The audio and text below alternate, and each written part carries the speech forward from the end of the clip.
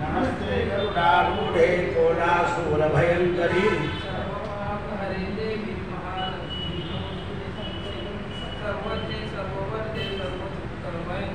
सर्वदुःखहरे देवी महालक्ष्मी नमोस्तुते सिद्धि बुद्धि प्रदे देवी मुक्ति मुक्ति प्रदायिनी मंत्रमूर्ते सदा देवी महालक्ष्मी नमोस्तुते आज्ञानिता देवी आद्यशक्ति महेश्वरी योगजे योग संभूते महालक्ष्मी नमोस्तुते स्थूल सूक्ष्म महारूपे महाशक्ति महोदरे महापापहरे देवी महालक्ष्मी नमोस्तुते पद्मासनस्ते देवी परब्रह्म स्वरूपिणी परमेश्वरी जगन्माता महालक्ष्मी नमोस्तुते श्वेतांबरधरे देवी नानालंकारभूषिते जगस्थिते जगन्माता महालक्ष्मी नमोस्तुते महालक्ष्मणं पुत्रं प्रियपदे भक्तिमानरा सर्वसिद्धिप्राप्तो राज्यप्राप्तो सर्वदा एककाल पठे नित्यं महापापविनाशनं त्रिकालज्ञ पठे नित्यं धनधान्य समन्विता त्रिकालज्ञ पठे नित्यं महाशत्रुविनाशनं महालक्ष्मी भवे नित्यं प्रसन्नवरदा शिवा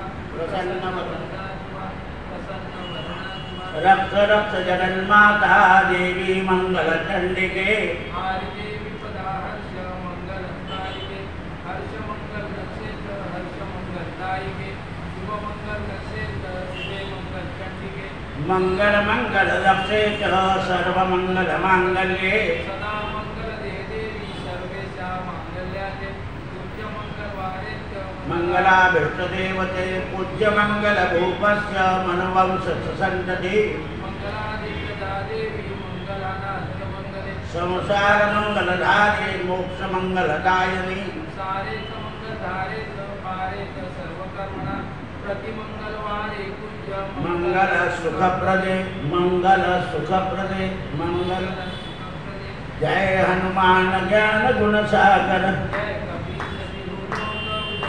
रामदूत अतुलित बल धामा अंजनी पुत्र पवन सुत नामा महावीर विक्रम बजरंगी सुमति निवार सुमति कंचन वरण विराज सुरेशा कानल कुंडल कुंचित केशा हाथ भद्र ध्वजा विराजे काले मूंज जनेऊधार शंकर सुवन केसरी नंदन तेज प्रताप महाजगवंदन विद्यावान गुणियति चातुर राम काज करिबे को आतुर प्रभु चरित्र सुनबे को रसिया राम लखन सीता मन बसिया मुख स्वरूप विकट रूप धरि लंक जरावे भीम रूप धरि असुर संहारे रामचंद्र के काज सवारे लाय सजीवन लखन जियाए श्री रघुवीर हरि सिर लाए रघुपति जी ने बहुत बढ़ाई तुम प्रिय भरत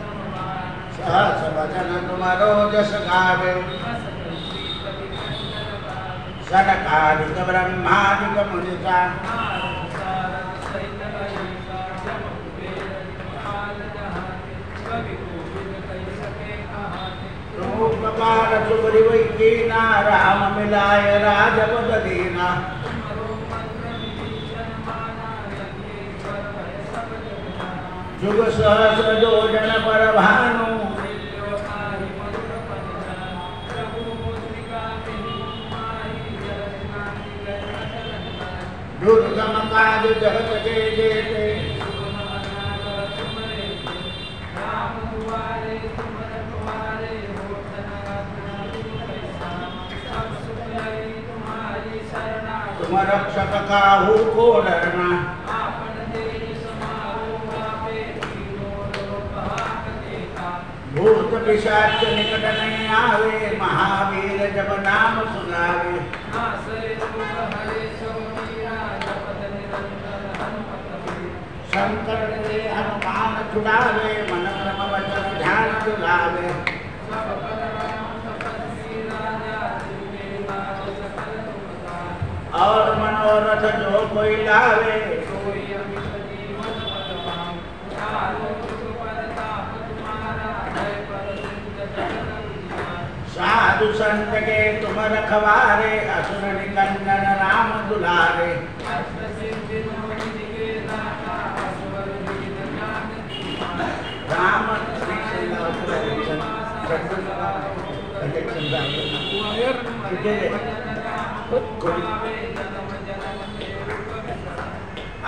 काल रघुवर पुर जाई और देवता कीर्तन धरई संकट कटे मिटे सब पीरा जो सुमरे हनुमत बलबीरा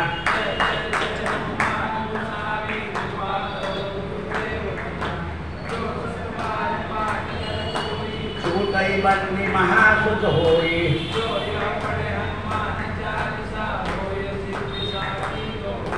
तुलसीदास सदा हरि तेरा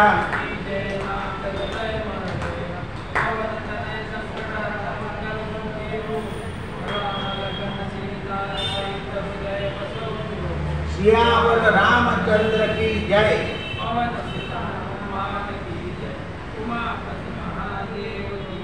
बोलो भाई सब संतन की जय।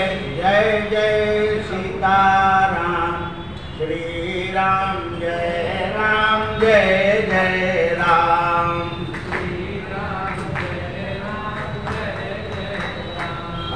श्री राम जय राम जय जय राम।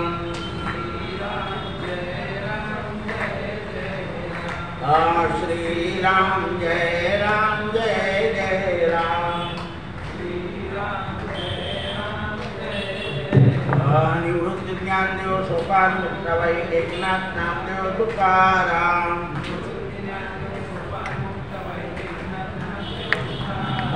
निवृत्त ज्ञानदेव सोपान मुक्ताबाई एकनाथ नामदेव तुकाराम।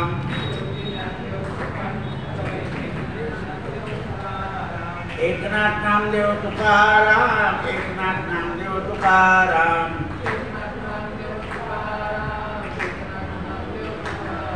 निवृत्त ज्ञानदेव सोपान मुक्ताबाई एकनाथ नामदेव तुकाराम।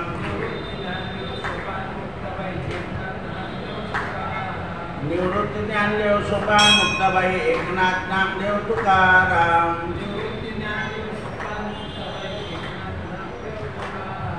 एकनाथ नामदेव तुकाराम। एकनाथ नामदेव तुकाराम। निवृत्त ज्ञानदेव सोपान मुक्ताबाई एकनाथ नामदेव तुकाराम।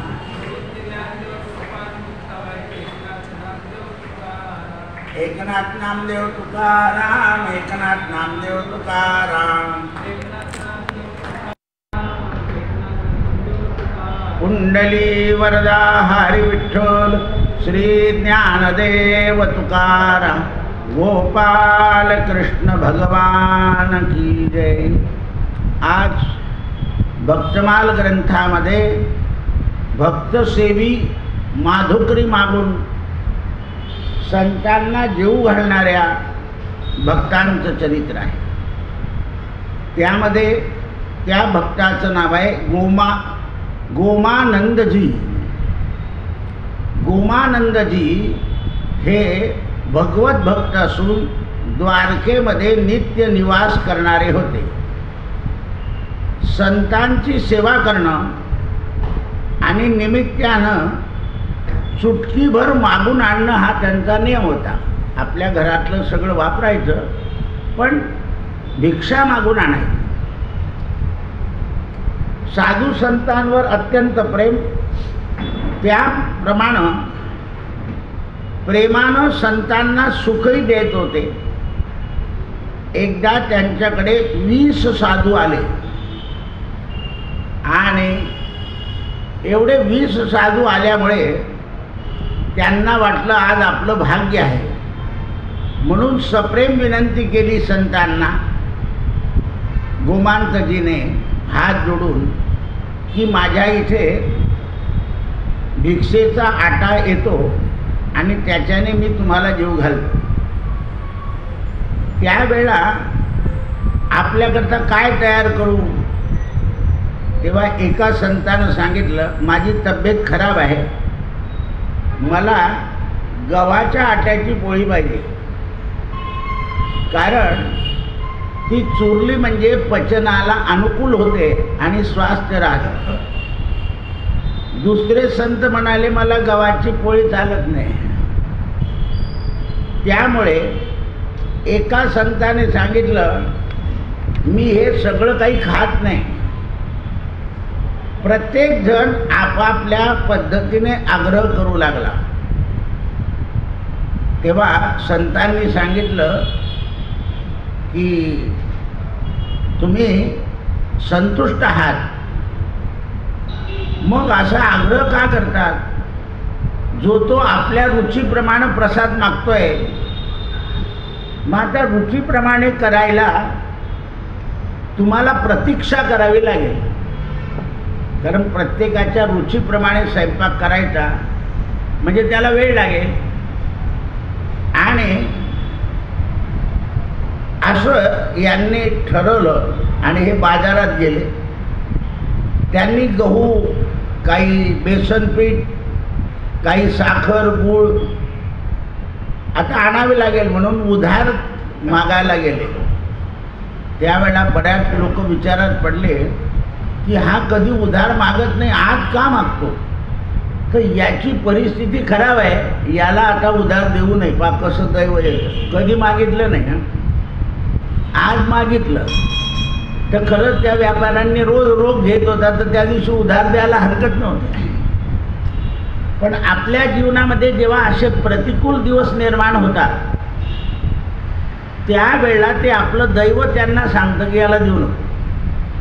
आपण काय करतो, जो देत नाही ना त्याचं शत्रुत्व करतो आणि त्या शत्रुत्वाने पुन्हा आपलं दैव बिघडतं. काय बिघडतं? दैव बिघडतं. शत्रुत्व जे आहे ते भाग्याला बिघडवत असतं. त्यामुळे ते विचारात पडले, आता सामानाकरता काय करावं. भक्त चिंतेनं व्यथित झाल्यानंतर भगवंतानी गोमंतकाचं रूप धारण केलं आणि सगळं सामान धर्मपत्नीला देऊन दिलं आणि सांगितलं, तू साफ कर, पीठ कर, तोपर्यंत मी संतांशी गप्पा मारतो. तिनं सगळं तयारी केली. इकडे बाजारामध्ये गोमांतजी सगळ्यांकडून अपमानित होऊन काही न मिळालं म्हणून घरी परत आले. पाहिलं तर पत्नी स्वयंपाक करते. म्हणे तू सामान कुठून आणला? म्हणे आत्ता तर तुम्ही देऊन गेले. मला सांगितलं की तू स्वयंपाक कर, मी संतांशी गप्पा मारतो. पत्नीनं असं बोलल्यावर त्यांना भगवंताच्या कृपेची आठवण झाली आणि मला माझ्या रुचीनुसार संत सेवेमध्ये भगवंतानी सहयोग केला हे अनुभवाला. केव्हा कोणतंही काम आपल्या शक्तीच्या पलीकडे असेल आणि ते काम जर आपल्या हातून त्या दिवशी सहज झालं तर ते श्रेय देवावर द्यायचं असतं. आपल्या ताकदीच्या पलीकडे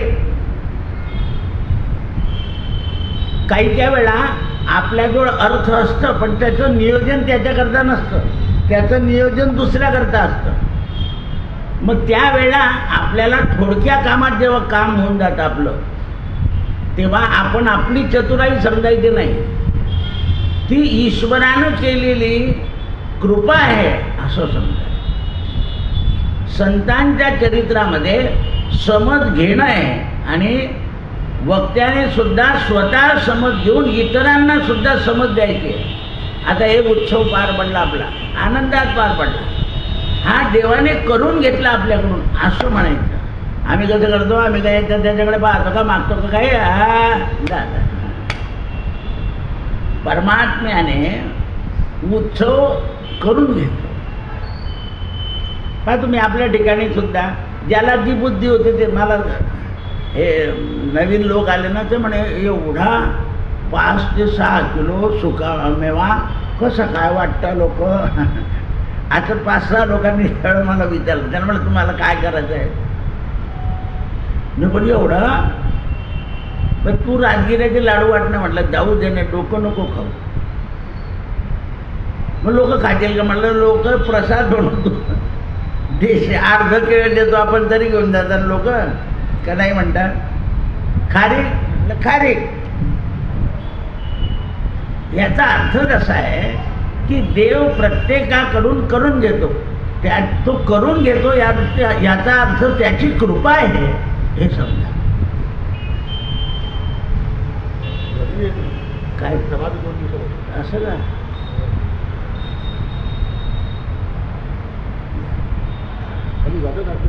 हो हो. तर ती देवाची कृपा असते आणि आपल्याकडून जे होतं ते देवाच्या कृपेनेच होतं अशी भावना आपण ठेवली पाहिजे. आपण जर आपलं कर्तृत्व बोलायला गेलो तर आपलं कर्तृत्व किती आहे? एक जुनी म्हण आहे, सरड्याची धाव कुठपर्यंत, वडांगीपर्यंत. आपल्या धावेला मर्यादा आहे, ईश्वराच्या धावेला मर्यादा नाही. तो मर्यादित पुरुषोत्तम आहे ही गोष्ट खरी आहे, कारण जगाचा तो कर्तृत्व करणारा आहे. म्हणून त्यावेळेस त्यांनी त्या दिवसापासून आपल्या पत्नीला आणि आपण स्वतः संत सेवेमध्ये प्रेम वाढवून घेण्याची सवय लावली. प्रसंग घडून गेला,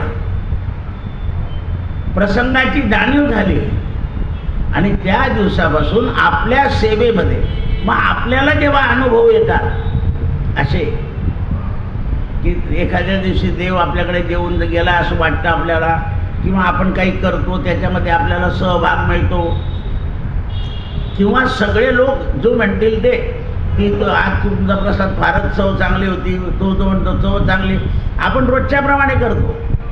तर ती भगवंताची कृपा असते की तुझं चांगलं झालं आहे हे अनेकांच्या मुखातून तू वाजवून घे. असे बरेच लोक आहे खाऊन घेतात, चालले तर आपल्याला काय करायचं, कोणी काय करायला. पण काही लोक येऊन मुद्दाम सांगतात की तुमचा प्रसाद चांगला होता. त्याचं कारण एक आहे की ते परमात्मा वजून घेतो, तू करतो आहे ते, पण त्यामुळे परमात्म्याला पुन्हा प्रार्थना करायची की हे सगळं तूच करताय, तूच करविताय, सर्व ठाई तुझी सत्ता आहे. असं जर आपण म्हणत गेलो तर आपल्याकडे कर्तेपणा येत नाही, आणि कर्तेपणा आला की अहंकार होतो, आणि अहंकारामुळे एखाद दिवशी आपलं कार्य चांगलं नाही होत, वाया जातं. आता दुसरे संत याच मालिकेतले परमानंदजी हे भगवान कृष्णाचे निष्कंचन भक्त होते, म्हणजे त्यांच्याजवळ काही नव्हतं. ते भगवत धामामध्ये राहत होते.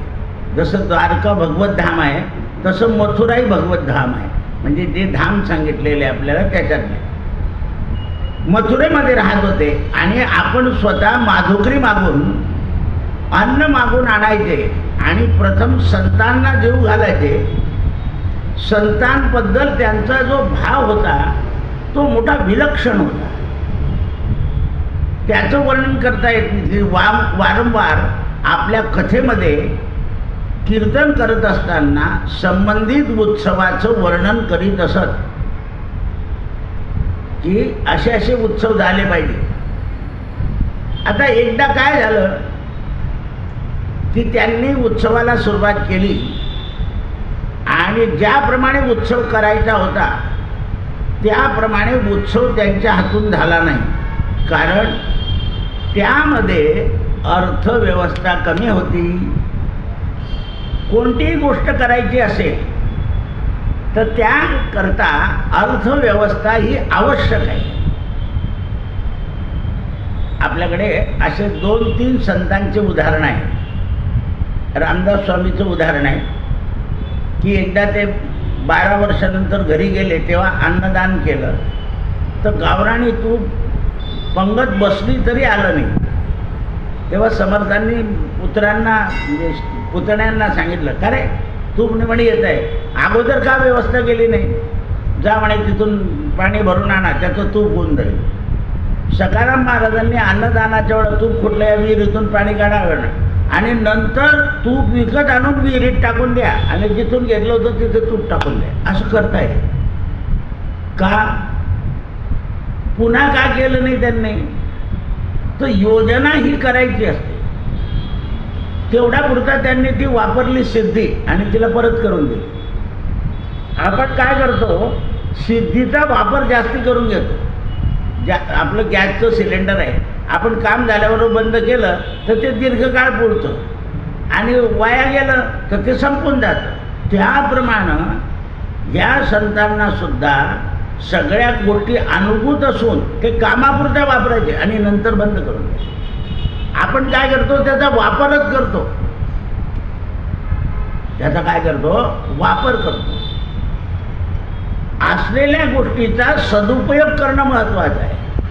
अन्न हे कोणाच्याही पोटात गेलं की त्याचं काम होतं. नागपूरमध्ये एक ठाकूरदास नावाचे ग्रस्त आहे, त्यांची 3 हॉटेली आहे त्यांच्या. त्यांनी नौकरांना सांगितलं आहे 10 वाजेनंतर कोणीही गिऱ्हाईक आलं तर त्याला आपल्याकडे अन्न थंड झालेलं असतं, बंद झालं सांगायचं. ज्याला जेवायला यायचं आहे त्याने 10 वाजेच्या आधी. नंतर उरलेल्या अन्नाची त्यांनी अशी योजना केली आहे की जेवढे गरीब लोक असतील बसलेले त्यांना द्यायचे आणि काही लोक उष्ट ताटात टाकून देतात. हॉटेलमध्ये जेवल्यावर सुद्धा ते बाजूला काढेल जाऊन गावाच्या बाहेर एक जागा केली होती त्यांनी नागपूरला. त्या ठिकाणी ते अन्न ठेवायचं. रात्री 11 वाजता गावातले सगळे कुत्रे तिथे येऊन जेवतात. त्याचे व्हिडिओ काढले लोकांनी. कुत्र्यांना सवय झाली म्हणे की रात्रीचे 11 वाजले की बरं त्याला कंपाऊंड ठेवलं आहे, तिथे पाणी ठेवलं आहे, ते जातात ते खातात, असं गाले गाले करून ठेवले. म्हणजे पहा, हॉटेलच्या धंद्यावर गरिबालाही दिलं जातं आणि उरलेलं उष्ट कुत्र्यांनाही पोचलं. ही अशी बुद्धी आहे. 10 नंतर नौकरांनी अर्धा तास ते काम करायचं आणि चला सोजाव 12 वाजेपर्यंत त्यांनी चालवायचे हॉटेल. किती करणार तुम्ही? म्हणजे नौकरांनाही आराम. त्या नौकरांना मुलाखत दिली तर ते कुत्रे जेव्हा हे जातात तर ते नौकरांना असे बिलगतात. हे म्हणजे आपल्या धंद्यातून परमार्थ कसा शोधून काढला. चांगलं अन्न नाहीच टाकलंय कुत्र्यांना, चांगलं माणसाला दिलेलं आहे उरलेलं, पण ते जे उष्ट आहे त्याची सुद्धा व्यवस्था लावली. नाही तर आपण म्हणतो टाक डस्टबिनमध्ये, टाक डस्टबिनमध्ये. पोळ्याच्या पोळ्या कचऱ्याच्या कुंडीवर, खिचडीचं कुकर पालथं, असं आहे व्यवस्था. तर ही परमेश्वराची कृपा आहे. आता तुम्ही एक कॉन्ट्रॅक्ट देताना हे लोक सुद्धा असं ओतून देतात, लग्न झालं की सगळं अन्न आपण डोळ्यानं पाहतो की किती वाया चाललंय. आणि म्हणून एक केटर लोक कधीच सुखी राहत नाही, बुभुक्षित राहतात. हलवाई, मेहनत करणारे, कारण ते कर्मामध्ये उणीव ठेवतात. आपण असं पाहिलं काही श्रीमंताच्या घरी ऊत येत होता, शेवटी पंचायत झाली आहे. आपलं कर्म आपल्यावर खोपतं, म्हणून सहजासहजी नुकसान होऊ देऊ नये. त्यावेळेला हे परमानंदजी विचार करायला लागले की आता आपल्याला आकांचन होऊन गेलो, आपण काय करावं. तेव्हा भगवंताशी बोलायला लागले ते, देवा मला जर मी आकांचन आहे तर मग मला एवढी बुद्धी कावरं देतो की खाऊ घाल संतांना आणि त्यांची सेवा करा. मग तू जर बुद्धी दिली नसती तर मी कशाला खाऊ घातलं असतं. भगवंतानी काय केलं, त्या दिवशी स्वतः येऊन पुरवठा करून दिला. हे डोक्याला हात लावून बसले की आता काय करावं, तर पुरवठा करून दिला. आणि त्यावेळेस परमानंद घरी आले, पाहतात तर सगळे संत जेवत आहेत. त्यांना ती चतुरता देवाची कळाली आणि म्हणाले, प्रभो तुम्ही करत केली मेहनत. म्हणे का रे, तू तिकडे बोलला मला की मला एवढे कशाला बुद्धी दिली ना आता म्हणतो. म्हणे मी तो विनोद केला. म्हणजे किती देवाच्या जवळचे भक्त होऊन गेले ते बघा. मी विनोद केला तुमचा, तुम्ही नाही आमची एखाद दिवशी फजिता करत का. मी तो विनोद केला असं म्हणून देव प्रगट झाले प्रगट झाल्याबरोबर एवढ्या डोळ्यातून अश्रू आले आणि देवाचे पाय धरून ठेवले. आता झालं का म्हणे? नुसती मदत करून देता आणि मदत करणारा कोण आहे हे दिसत नाही म्हणे आम्हाला. आज तुम्ही मदत करताय दिसलं, कारण काय? मी तुमच्याशी विनोद केला म्हणून दिसलं, नाही तर तुम्ही दिसले नसते. ईश्वर जी मदत करतो ना ती समजू देत नाही. आपल्याला सुद्धा पुष्कळ मदत होते. कोणत्या रूपात येऊन, कोणत्या याच्यात येऊन, कुठे सल्ला दिला जाईल, काय दिलं जाईल हे सांगता नाही येत. म्हणून त्याच्याकरता मी संतांचा उत्सव करत राहील, सेवा अभिलाषा करत राहील. धन तुम्ही द्या अथवा नका देऊ. मग भगवंताने त्याला धन दिलं असं की धन घे आणि तुझ्या मनात वाटेल असा उत्सव करून मोकळा होऊन जाता एकदाचा. मग त्यांनी ते देवाचं धन घेतलं निष्कांचन माणसाने, त्याला परमानंद झाला आणि भगवत कृपेने त्याने 56 भोगाचं अन्नदान करून टाकलं. म्हणून आपल्या संसारी माणसाला सुद्धा अन्नदानाचा आनंद 2 वेळा करता येतो. एक तर आपल्या मुलांच्या लग्नामध्ये, नाही बा आपल्याला लोकांना मस्त जेवू घालायचं आहे म्हणलं, का किती म्हणे नाही 500 लोक, आपल्याकडून जास्त होणार नाही, पण एकदा सगळे लोक मस्त जेवताना पाहिजे. म्हणजे आपल्याला आपल्या मुलाच्या किंवा मुलीच्या लग्नात उत्तम प्रकारे करून आपल्याला मर्यादा असेल तेवढं त्या दिवशी तुम्हाला जो आनंद होतो, आज बा सगळे जेवले, तर ही ईश्वरी कृपा आहे, आनंद होतो. आपण पुन्हा म्हणतो नाही नाही त्या लग्नासारखं लग्नच झालं नाही, सगळे कसे आतुरतेने आपल्याकडे आले होते. त्याचं कारण ते आपल्या आनंदातून निर्माण झालेलं असतं. यांनी तो उत्सव केला आणि त्या दिवसापासून, यांनी उत्सव केल्यापासून द्वारकेतले सगळे जे लोक होते आणि मथुरेतले जे सगळे लोक होते त्यांनी पाहिलं तर म्हणे महाराज तुम्हाला हे कशा म्हणे संत सेवेमुळे प्राप्त झालं. आणि त्या कंसाच्या मथुरा नगरीमध्ये त्या दिवसापासून प्रत्येक मानवाने आपल्या घरी एक संत भोजनाचा नेम घेऊन घेतला. म्हणजे बघ कशी लाईन लागली. आता ईश्वरानं हे उदाहरण का घडवलं तर मथुरेतल्या लोकांना संत सेवेची जाण झाली पाहिजे. आता दुसरं, आपण संसारी माणूस असतो, आपल्याला सारखं अन्नदान होत नाही किंवा आता अतिथी मिळत नाही, तर आपले आई वडील जेव्हा जातात त्यावेळेला सुद्धा असं मनाने ठरवायचं की आता हा आपल्याला योग आलेला आहे मस्त, तर त्यांच्या अंत्येष्टीच्या नावाने लोकांना का हो तुम्ही इतके काय केलं, बाबांना हे आवडत होतं ते मला सांगून गेले की एवढं करत, असं सांगून द्यायचं लोकांना. पण आपल्याला लोकांना जेव घालायचं आहे त्या पद्धतीने जेव घालायचं. म्हणजे माणसाला आयुष्यात 2 वेळा प्रसंग येतो, एक तर लग्नाचा आणि दुसरा आईवडिलांच्या निधनाच्या वेळेला. काही लोक काय म्हणतात येऊ द्या की तुम्ही लोक आले तर, कारण ते जे अन्नदान घडायचं आहे त्या अन्नदानाचा योग मनुष्याच्या जीवनात 2 वेळा आयुष्यात येतो. एक वेळा दुःखाच्या प्रसंगाला आणि एक वेळा, पण आई वडील वयोवृद्ध झाले गेले असेल तर दुःख नसतंच. किंवा मला सगळ्यांना जीव घालून आनंदित करायचं आहे की माझ्या आईवडिलांना हे सगळं प्राप्त झालं पाहिजे. म्हणजे दोन्ही उत्सव जे आहे ते आनंदात जीव घालायचं समाजाला, हे आपलं मूळ कर्तव्य आहे असं समजून सांगितलं. आता 3रे संत झाले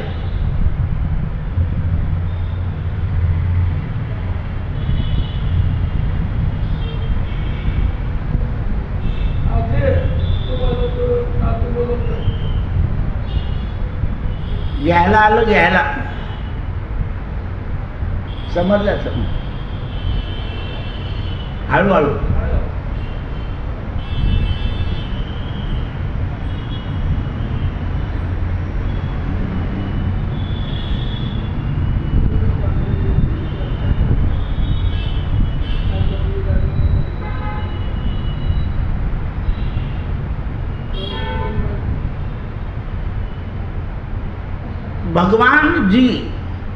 हे यांचं निवास काललाख नावाच्या गावात होतं.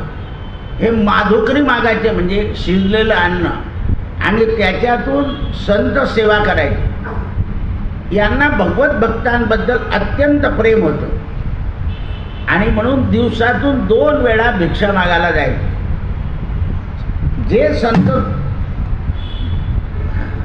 जे संत दोन्ही वेळेला जेवत असत त्यांच्याकरता संध्याकाळी भिक्षाला जायचे, आणि जे संत 1 वेळा जेवायचे त्यांच्याकरता 1 वेळा.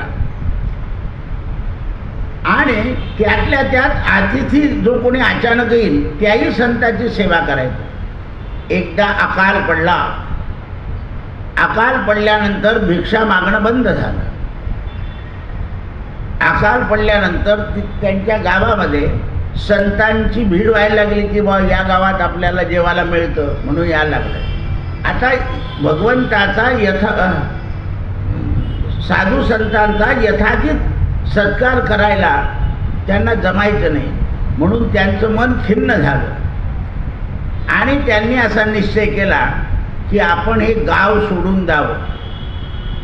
ते गावातून जेव्हा बाहेर पडाले म्हणजे निघाले त्यावेळेला त्यांच्या कानामध्ये एक आवाज आला, तू स्थान सोडून जाऊ नको, तुला संतांच्या सेवेकरता धन पुरवलं जाईल.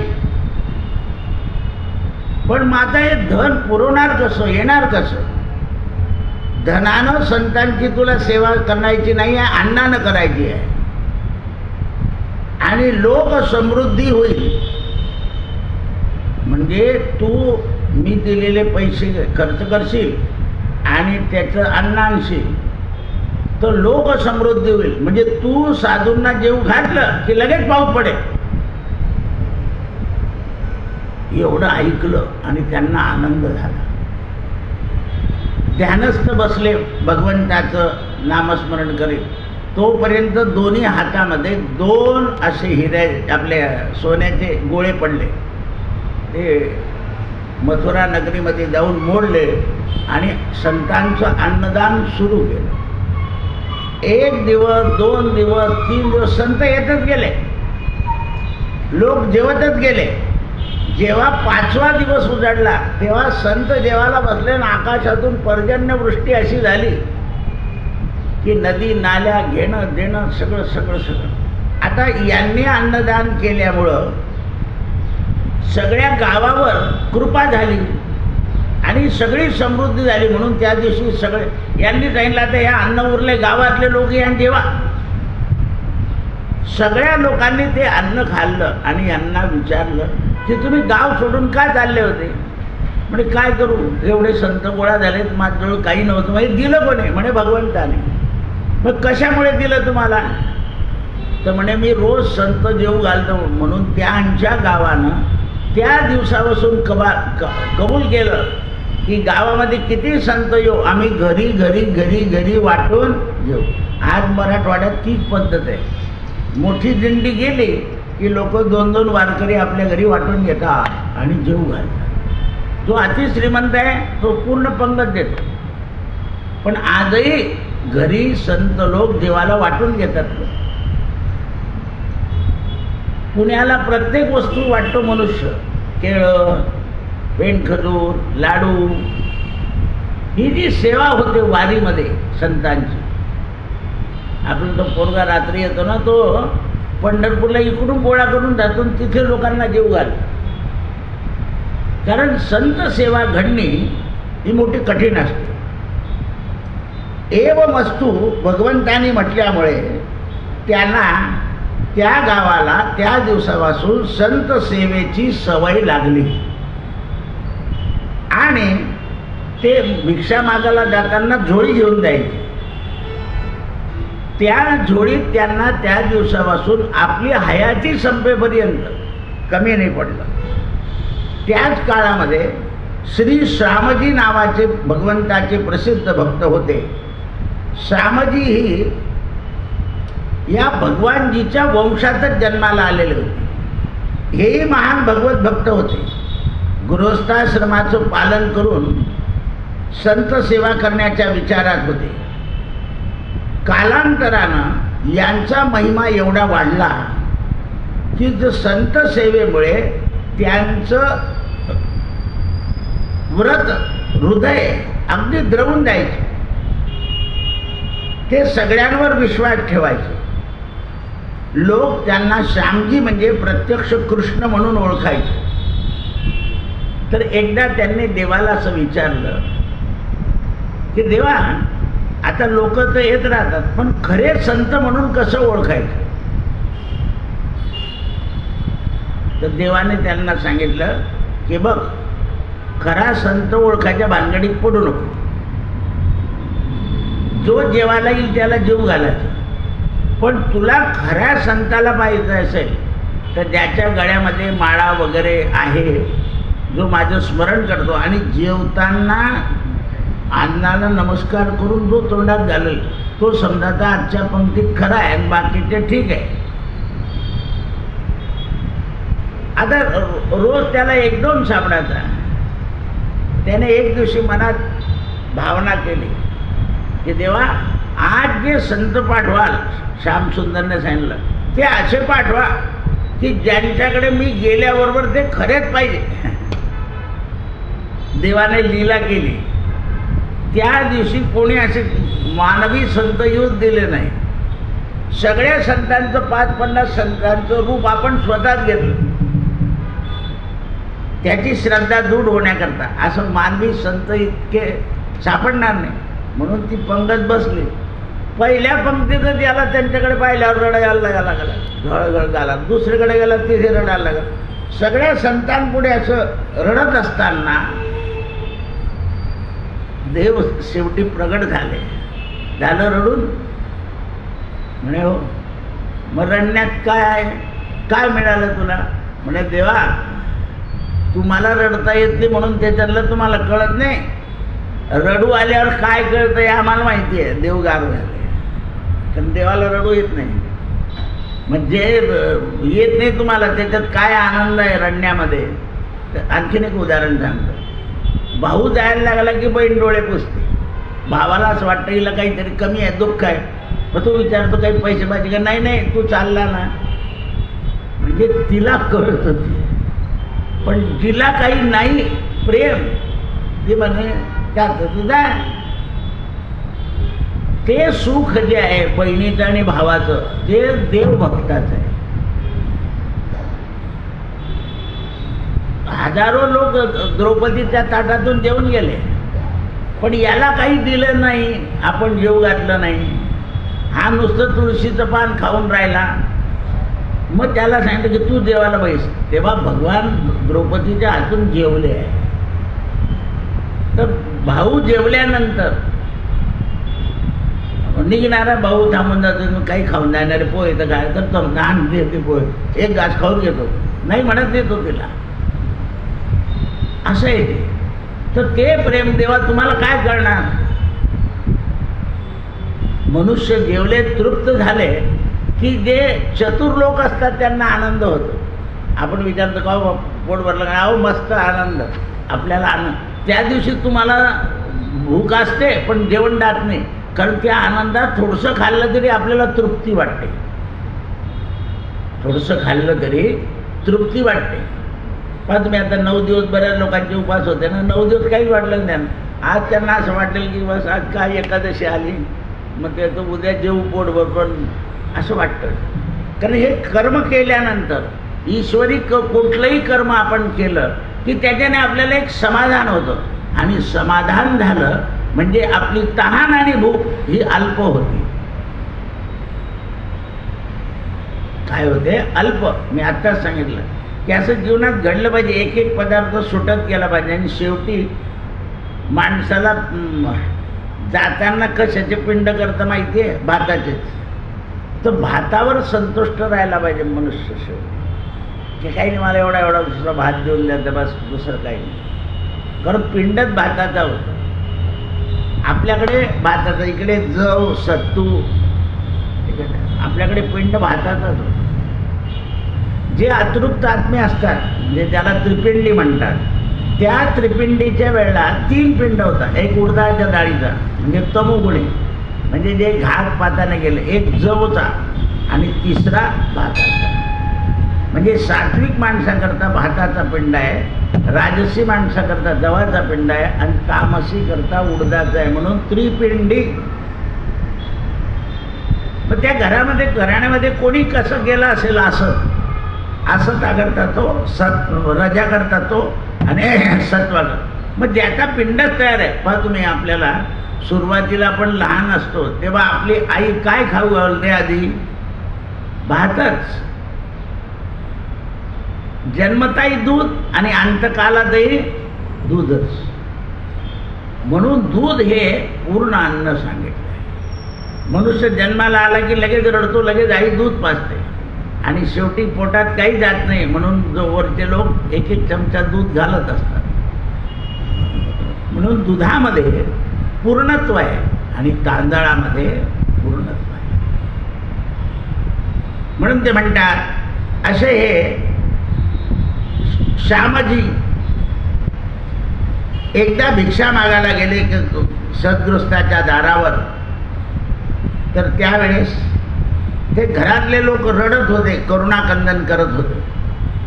आणि हे म्हणाले काय झालं? म्हणे यांचा तरुण मुलगा वारला.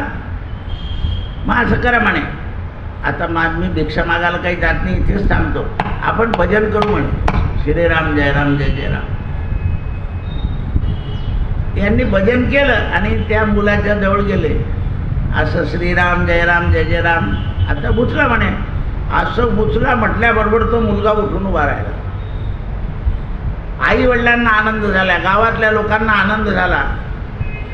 अरे म्हणे असं कसं काय झालंय? म्हणे तुम्ही सगळ्यांनी नामसंकीर्तन केलं म्हणजे जीव गेला. मग तिथे आपल्यासारखे होते काही.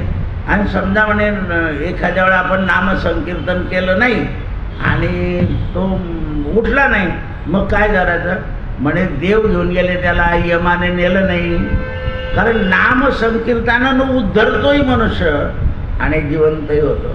तर मी जिवंत केला नाही असं त्यांना सांगायचं होतं श्यामजीला. मी नाही जिवंत केला.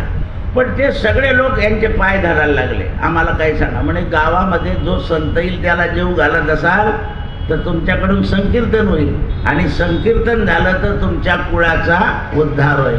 नाम संकीर्तन साधन पै सोपे, जळतील पापे जन्मांतरेची. आतापर्यंत अशा कथा कीर्तनात सांगण्याच्या नव्हत्या, पण आता 2 दिवसापासून कीर्तनात घडवून सांगण्याच्या कथा आल्या.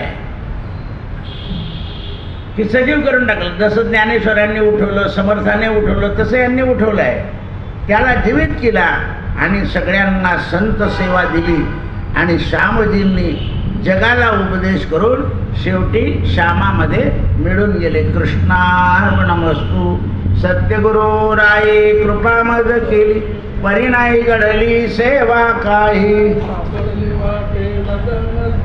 मस्तकी तो जाणा ठेविला कर. आधी ठेवून दे ना.